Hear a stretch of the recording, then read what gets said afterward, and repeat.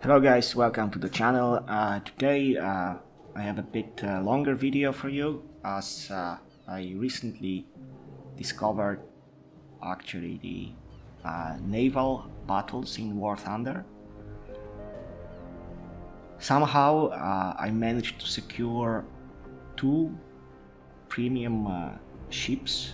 I believe the destroyer USS Moffat I bought at the end of the Battle Pass season that just recently ended. Bought it with war bonds, and turns out once I did it, I just noticed that I already had a USS Detroit, which is pretty cool, as these are two premium battleships, or ships, basically at the same battle rating, which made me actually try naval battles in War Thunder. Previously, I played a bit with the speedboats. It was, to be honest, so-so. But in the meantime, Gaijin changed a bit how naval battles work. Turns out they are actually super cool, super fun, especially for, I would say, a bit slower-minded players like me that are not as good in the fast-paced air battles. Well, actually, I totally dislike air battles because they are so fast and you die so fast and whatnot. And I actually kind of cope with tank battles. I like tanks battles very much, but they're already quite fast, especially on higher tiers, higher BRs. It's a bit, actually quite difficult to cope with the pace of tank battles at the higher tiers. And turns out the naval battles after the modifications to the gameplay turned out to be really fun. At the same time, allows for a more steady, planned pace of engagements, and are quite fun. So I discovered I have two American premium ships somehow. Well, one for sure I bought with war bonds recently, and somehow I already got USS Detroit. I probably bought it earlier this or last year, also with war bonds probably, or I got it as a battle pass reward of some kind. To be honest, I have no idea how I did get USS Detroit. It was some reward for something. I really don't recall for what. Anyway. So I decided to actually build my naval tech tree for US, and I decided to give it a try to blue water ships in War Thunder, and it turned out to be really fun. So especially with two premium ships I had in the beginning. It was a lot of silver lions in rewards for battles. Obviously, large premiums for that, using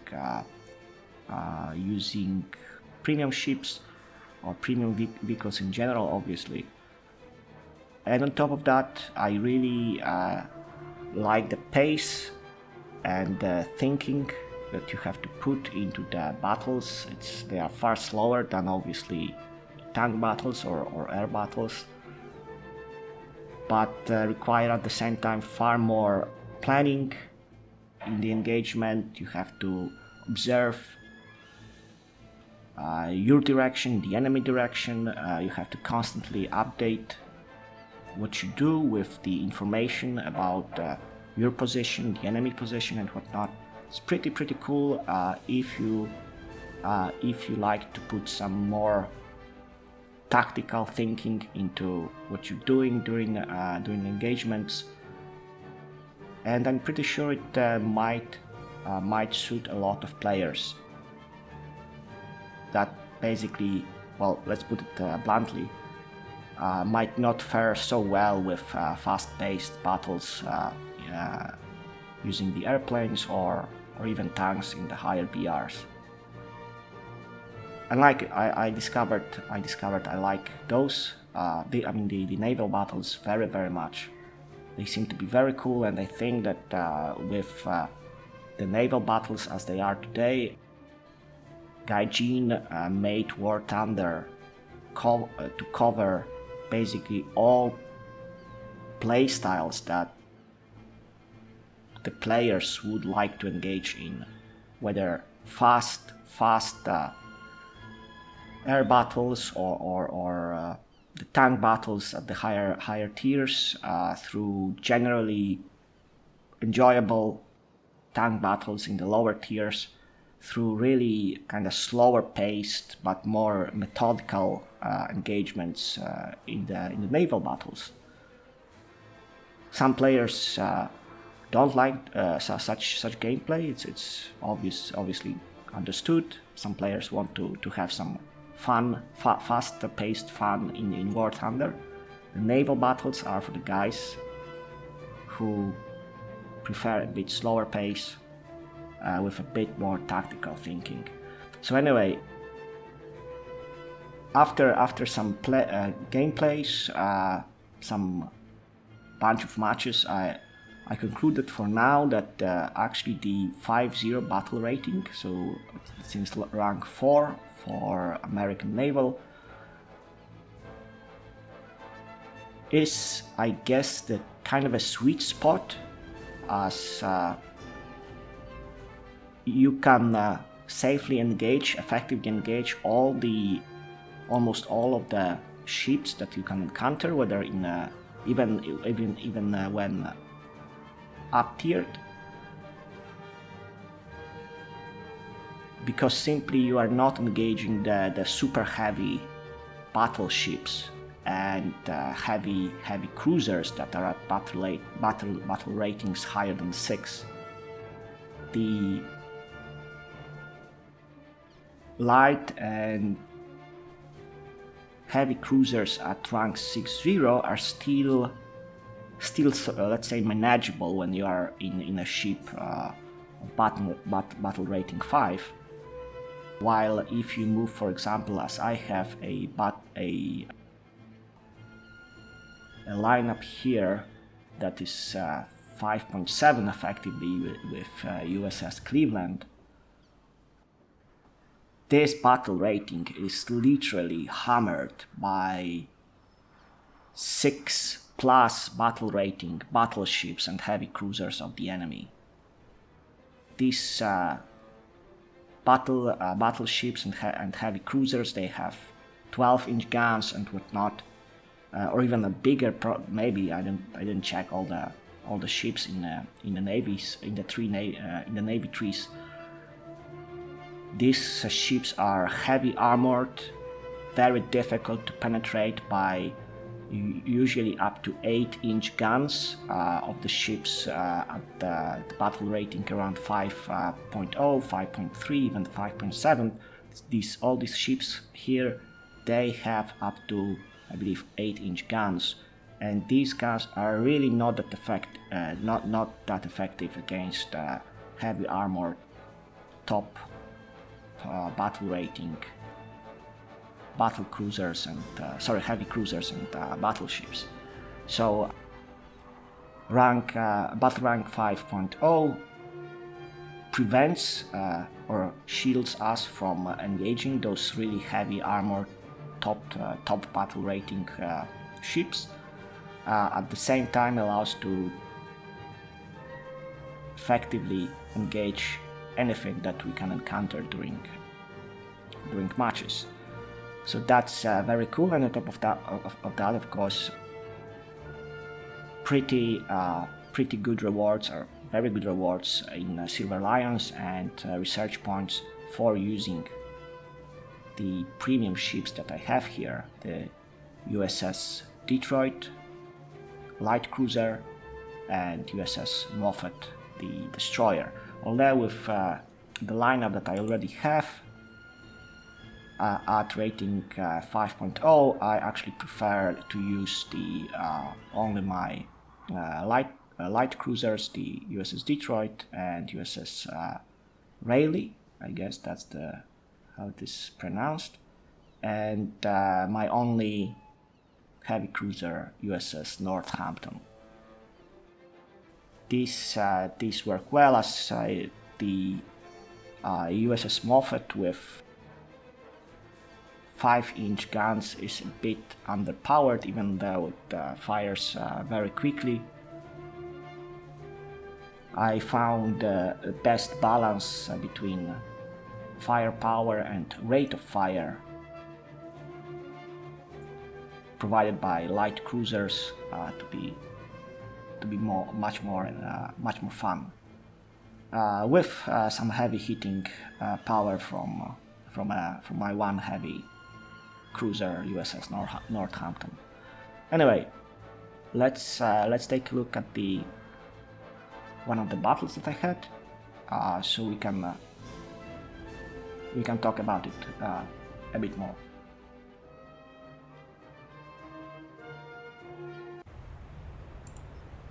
So we start our engagement in a light cruiser.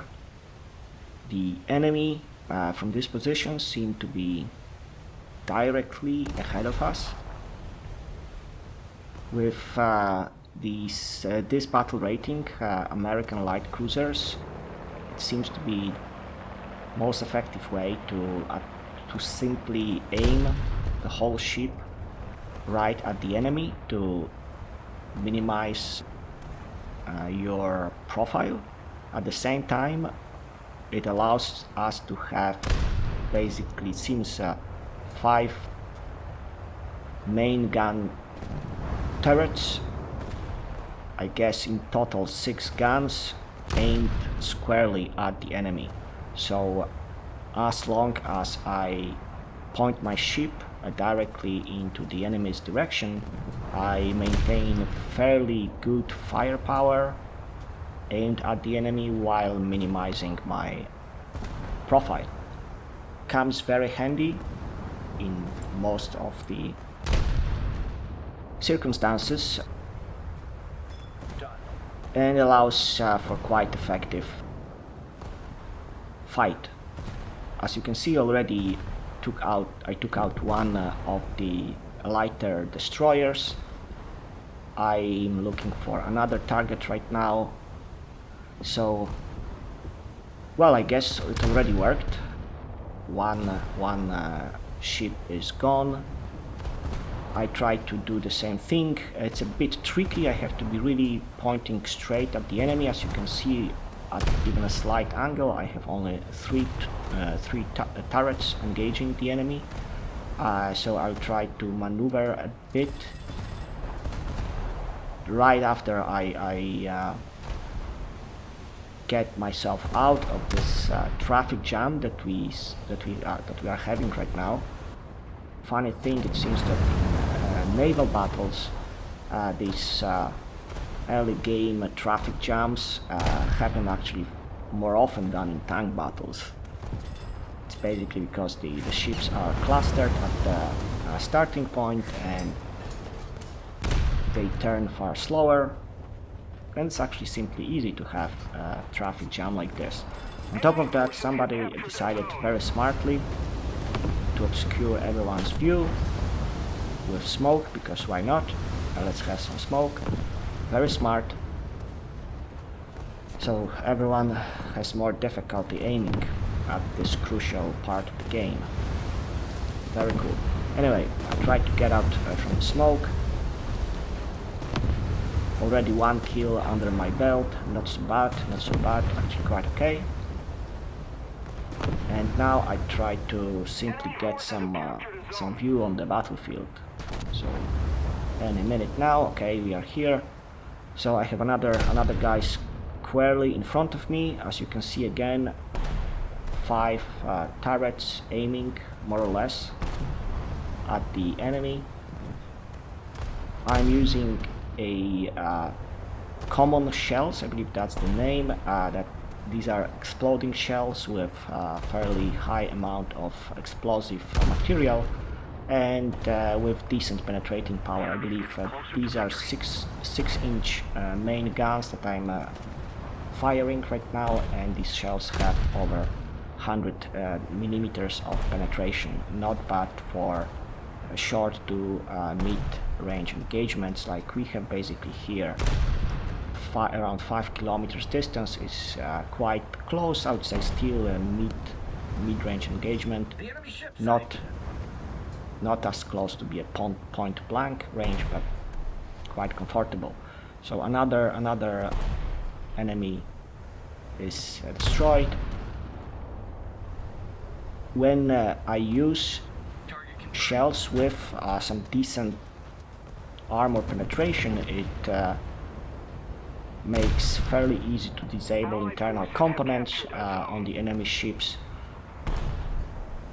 The crews on the enemy ships have to take care of the repairs. That slows down main and auxiliary gun reloads.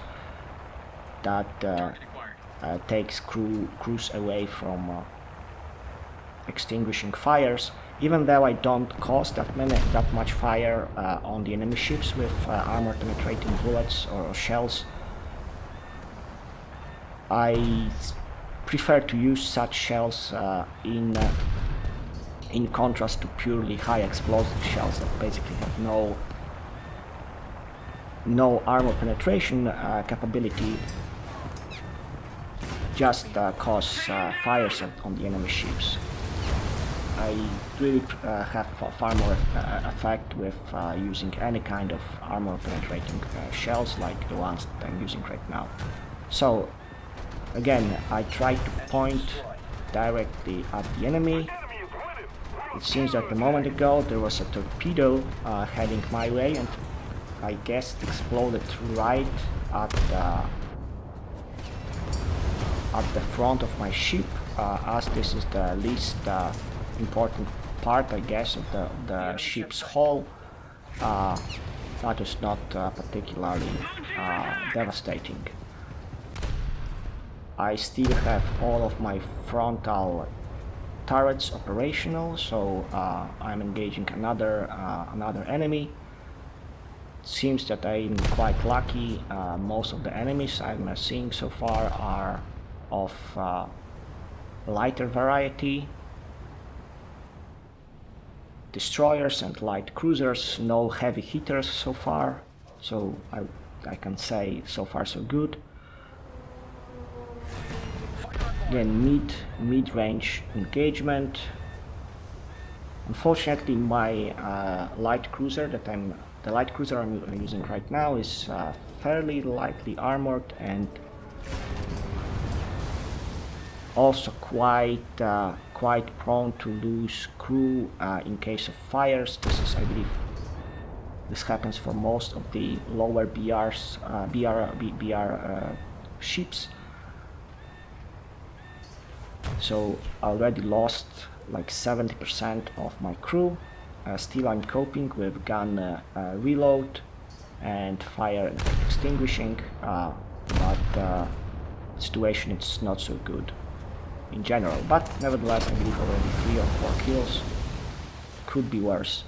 So this here we have, I believe, actually a light or maybe even a heavy cruiser in front of me, a bit more difficult enemy, but I try to do the same thing I was doing before, just point straight into the enemy to minimize my profile, at the same time having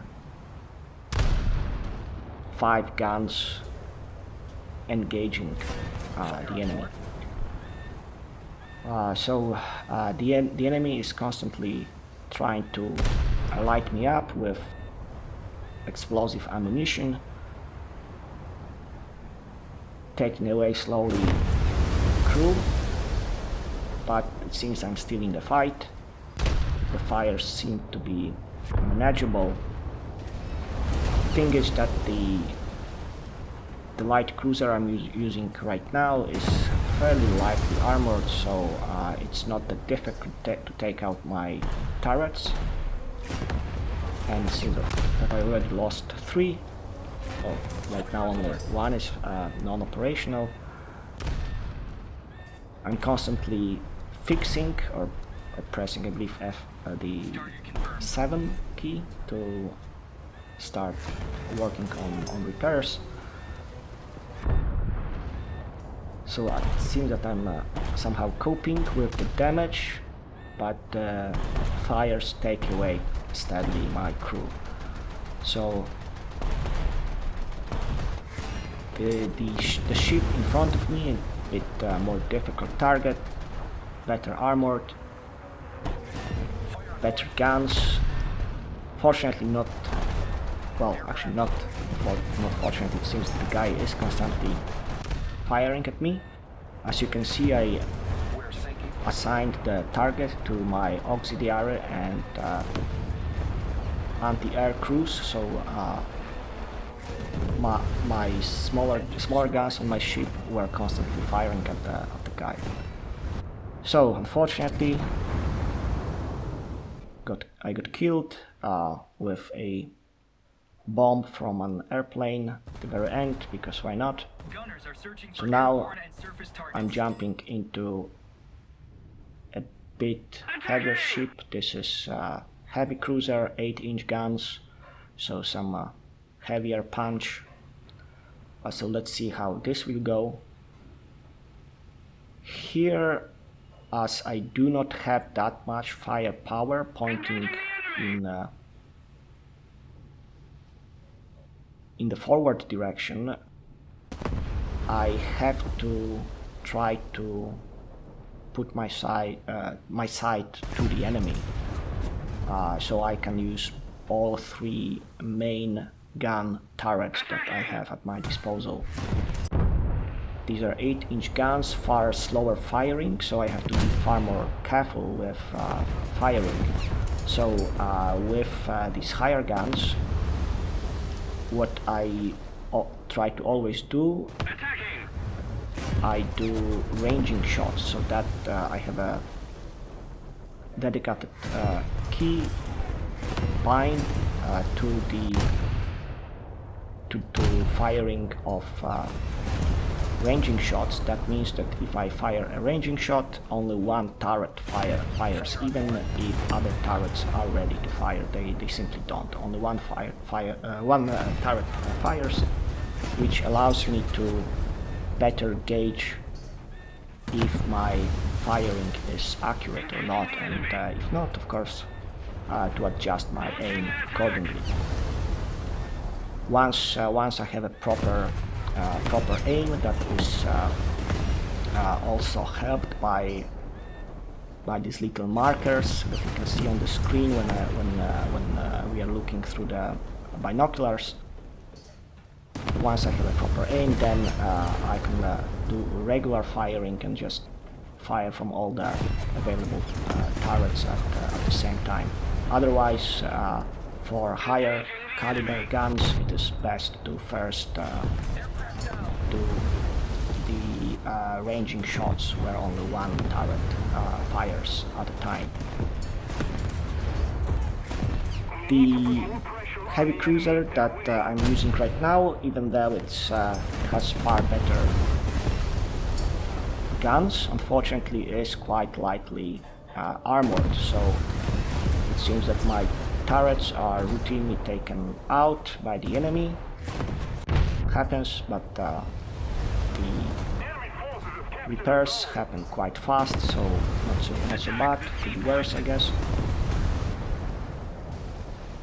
Here, this the target I had a moment ago did exactly what I did before. It was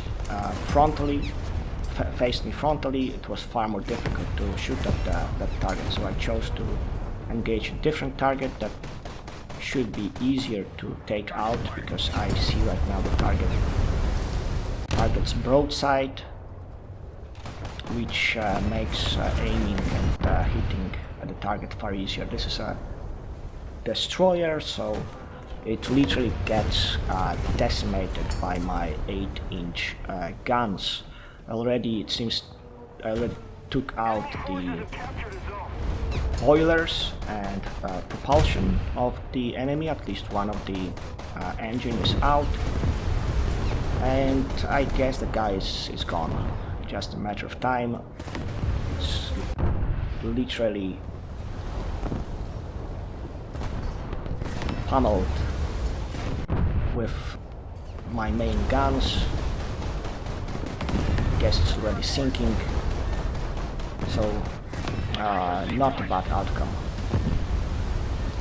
Nevertheless, I'm still taking hits from all the enemies around me. I guess I'm on the quite a forward position, so easy target for everyone around me. Again, as you could see, I did to the target that I just destroyed. It was assigned to my auxiliary guns. It's always good to have it's always good to do that to somehow make attacking any given target easier, especially if they are basically at point blank range. So anything, I guess, below 3 kilometers is what we can call point blank in these engagements.